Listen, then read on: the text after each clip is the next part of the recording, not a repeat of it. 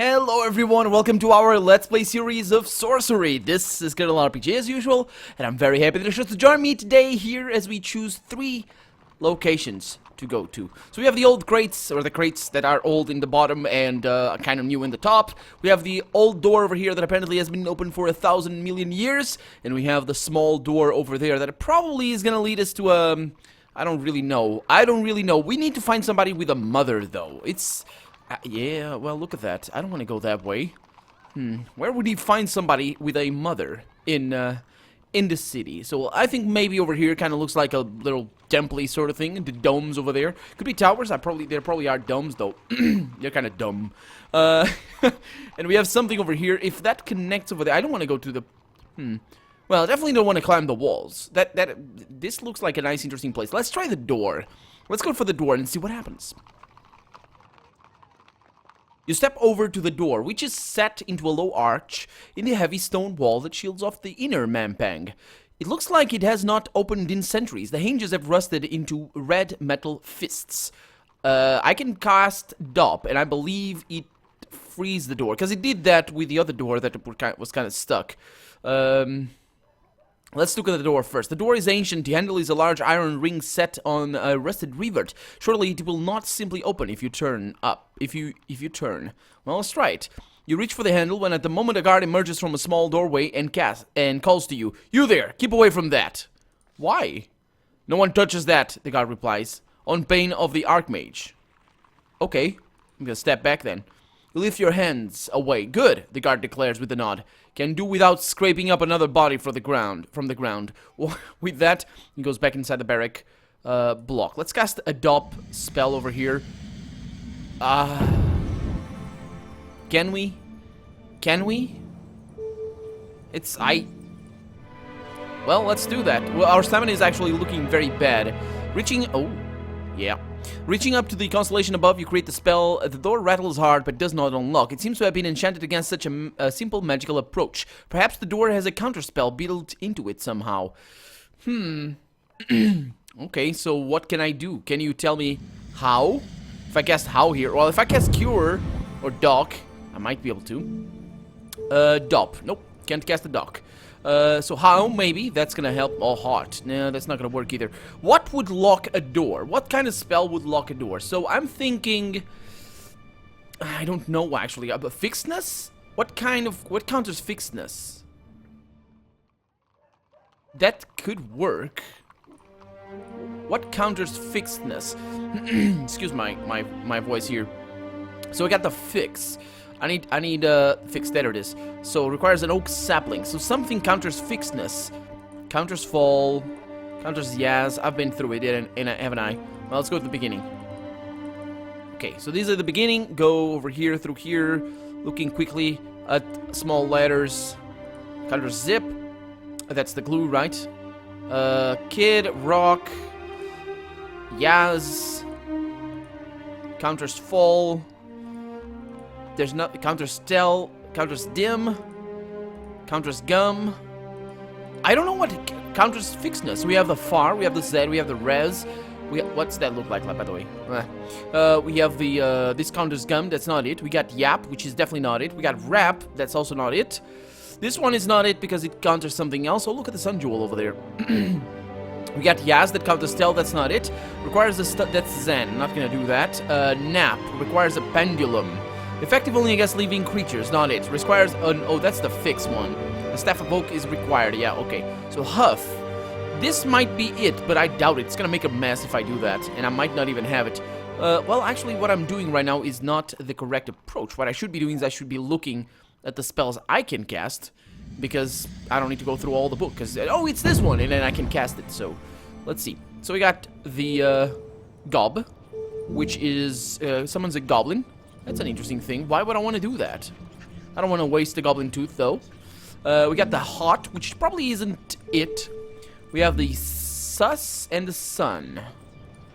Not either of those. I do have the sob over here. What is that for? Unknown? Go for it.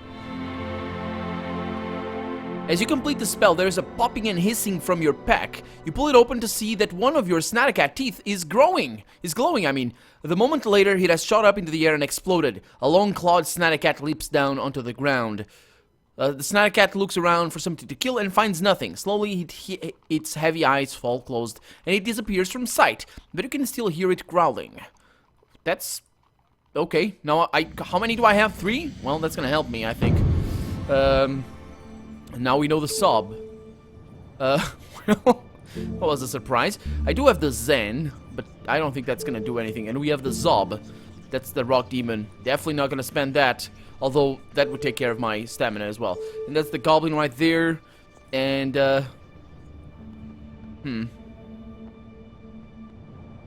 What can I do here? Maybe the goblin would know something, but I doubt it. Let's go with the Zen here. Let's see what happens. Because it's free, so I'm gonna go with that. At least I'd try it. You spin the constellation into shape. A couple of guards are moving towards your position. Float up onto the wall. You float up under the careful control of the spell. Just then, you notice 2 guards looking your way. They have not yet noticed you in midair, as you are, but they might if you keep rising. Oh, I'm gonna keep rising. That must be the Analander, one cries. You continue to float until you reach the top of the wall. The guards are gathered below, staring and pointing. I am gonna go over the wall. Quickly, you drop down on the other side of the wall before you can draw. Oh, they can draw bows. Okay, I found one new clue. What clue is that? I haven't looked at my clues because they are a mess. They're an absolute mess. It should be the one here. The inner city is sealed. There's no way from the outer yards of Manpang to the inner city. It's sealed. Okay, that's what I found, I think. The group of men are unhappy with the Archmage. Okay, that's what I found as well. The Archmage may be dead. Yeah, holy water is the key to the tower. And I have that holy water. The ghost of Argbad vent, hard part, whatever. Minimize, prevent magic. I know all that stuff. Okay, so we're good. Let's go inside the well. Inside the wall, I mean. And see what happens. The spell gives out just as you clear the wall. You land on thick grass, which cushions you somewhat from the drop. You are in the shadow of the wall of the outer yard, but you are inside the city. Let's look around first. You look around the field. The plants here are 3 times taller than anything you've seen before. No doubt forced to abundancy by controlling magic. This place might feed the wall of the citadel. Can I cast a spell? Well, if I could cast dog here, that would be fantastic. I might be able to. That's the D right there. Okay. Gimme. There. That's the up. Don't need that. What about the Zen? We got Zap. We got probably other things. We have Walk, which is a shield. I could do that. I don't think I'm going to need money here, but I don't think I'm going to need a shield either. Or maybe we are. I never used that one. Never, ever. So I'm going to use a shield. We don't have a shield, so let's go with that. Walk it is. Get the W, get the O, and get the K. Create a shield. You place a gold piece on your wrist and cast the spell, and a moment later the coin is gone. You feel the weight of an invisible shield on your arm. Move away from the wall. Wading through the long wheat like this will be hard work. Your shield shimmers out of existence. Clouds rumble as they roll across the dimming sky. Soon, it will be dark once more. Okay, so I can choose where to go. Why would the wall be destroyed here? This looks like a tower that got destroyed. Yeah, there's multiple towers, right? Well, let me zoom back. Well, it's the same one as that one. Although this one is not overlooking anything. That one is. So maybe it just fell into disrepair. I kind of want to go there, but I don't want to stick to that. Let's go over here. And see what happens. You walk on through the long grass, then something large slithers over your foot. Hopping back, you see a large snake disappear into the wheat. I'm gonna attack. You dash at the snake, but only manage to scythe a few stalks. You lose sight of the beast as it slithers away. The sun is almost set, and the sky has turned to a deep purple. Let's go over here. You stride onwards through a field of wheat. The stalks nearby shiver, and then the snake you saw earlier bursts up. You twist away as it rears up and goes to your neck, and your blade is out before it can disappear again. And you track it with hawk eyes, but you have fought larger serpents than this one.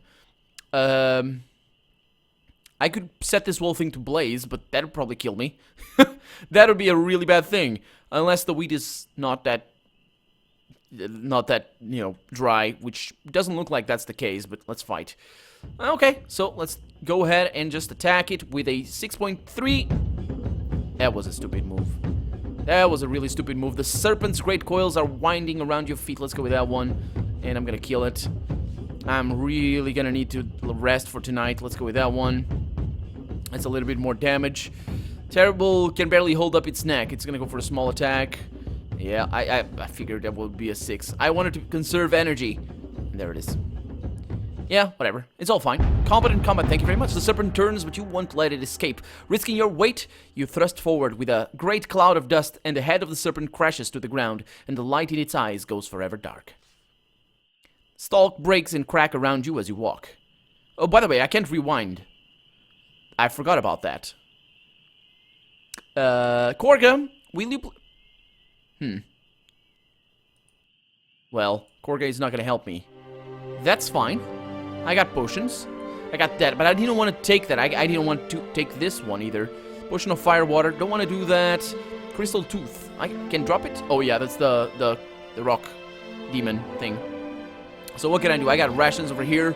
We have meals. We have cooked fish. We have cooked meat. We have a handful of berries and the blueberries from Carrie. These are poisonous. I have an apple, an egg, and an empty water gourd. Can I inspect it? What does it say? The gourd is empty. Well, thank you very much. I might die. Oh, I can rewind from before. I should have tried that again. I should have tried that battle again. I really should have. Because that's the only opportunity that I get. So I got ruins over here. Let's see what happens. Hopefully we won't take damage. You pace on through the tall, swaying stems. You are picking your way over low, scattered ruins. Wheat and grass stalks stick amongst the rocks. The wall that remains suggests a curved tower, perhaps a guard tower. Let's explore the rubble. You peek your way into the center of the ruined shape. Low walls form a rough circle, though what remains rises no higher than head height, and the grass grows long inside. Built into one half is into a half wall is a rack of rusted weapons. Search around in the grass. Damn it! You wade deeper into the long grass, peering at the ground, and while searching, you step on the broken tip of a spear. It lances through your foot. The metal tip, along with a small spurt of blood, pokes from the top of your shoe. You sit in the grass to yank it out. But the pain was perhaps a necessary price, however, as in your administrations you spy a trapdoor hidden in the grass. Okay, I am gonna open the trapdoor, but first I need a ration here, because I'm gonna do that. I'm gonna eat the cooked meat. Lovely. At least I'm a little bit safer. I don't think I'm gonna lose that much health.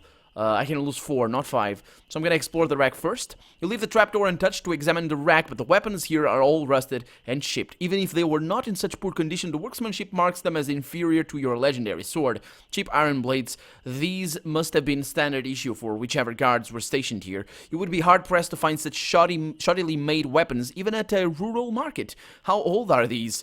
Well, open the trapdoor. After several tugs, the rusted hinges give way and you open the trapdoor. Damp earth fills your nostrils. There is a short ladder leading down. Go down the ladder. You climb down the ladder, your fingers pressing into the dirt as they grasp the rungs. Okay. Hopefully we're going to be able to sleep in here. You climb down into a cramped chamber dug directly into the dirt. A small bed and table are pressed against the wall with no room to spare. The wood of the bed frame is thoroughly rotten, and the table is gutted with holes. Some papers and assorted junk are scattered around the table. I can't strike a light. Please let me. You strike a spark on the tinderbox, but to make a torch, you will need something to burn. Burn the picture of the 7th noble. Still have that one. You take out the sketch and light the corner with a strike of your tinderbox. In the dancing firelight, the walls of the small room leap into life to reveal a looping, curling script covering every surface. It is unreadable, but down here in the dark, it is oppressive enough to itch at your eyes. Wait a minute, this is a prison, isn't it? They wrote on the walls? And we're gonna follow the text. You trace the words around the edges of the dark space. As you do so, they seem to resonate and ring in your mind, even though you do not speak the language in which they are written. The words lead you on a dance around, this way and that way, up and down. You feel your body moving, writhing, twisting. The cursive poem your eyes are tracing reaches its peak until quite suddenly a voice is speaking in your mind. I am in the library. I am a prisoner. Knock twice, then pray. You will be welcome. Then the scrolling text ends, as though the writer's inspiration ran dry, or they were too tired to write anymore. So I need to go to the library, and knock. I'm writing it down, by the way. Knock twice. So, spluttering, the burning sketch goes out, leaving nothing but ash. Let's read the papers. Most of the papers are faded from the damp page, but even the intact ones are in a language you do not recognize. The writing is full of loops and whirls, a twisting script that causes your head to swim as you try to puzzle it out. On one of the sheets, another hand has been annotating the text. Let's study the annotations. Cramped, precise writing in far newer ink fills the margins. Comprised of living or animated rock. Starlight does not provide power. Huh. Comprised of living...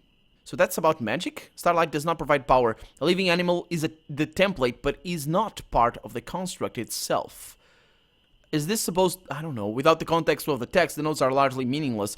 This hovel is an odd place to find the notes of a scholar. You return the paper to the table. Let's search the table. You search the table. Most of it is writing materials, along with scraps of wood, but among the clutter you find a handful of gold. Thank you very much. The design on them is faded and unrecognizable. Is that some sort of lizard man?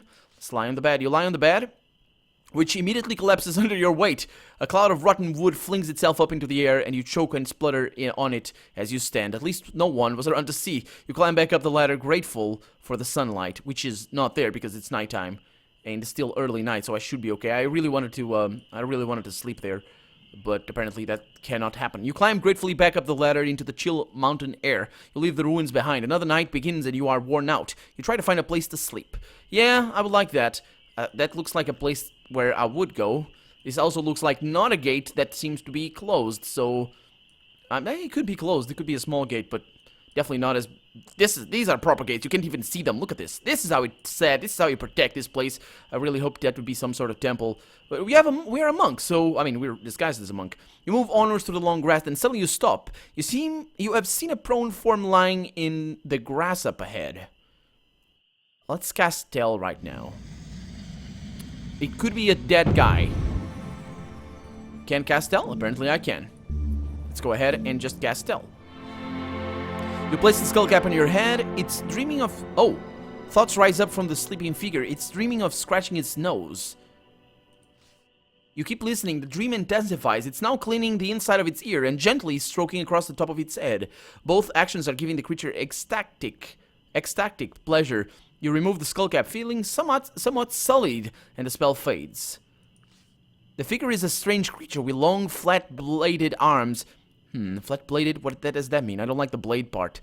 A little like the curious farmer you saw in the fields of Lower Carray. Oh, yeah, the figure is fast asleep and empty wineskin by its side. What can I do here? There's a spell that allows me to control... stupid creatures. But do I want that? Sense danger. I have res. It's not dead. That's not gonna work. I have rock, which is the turn to stone. Oh, that's definitely not gonna work. Might as well just...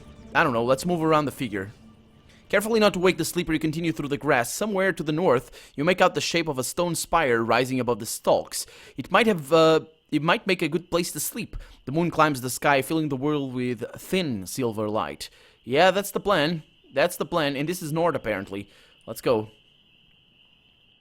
You walk on through the field of wheat. Can I rest here?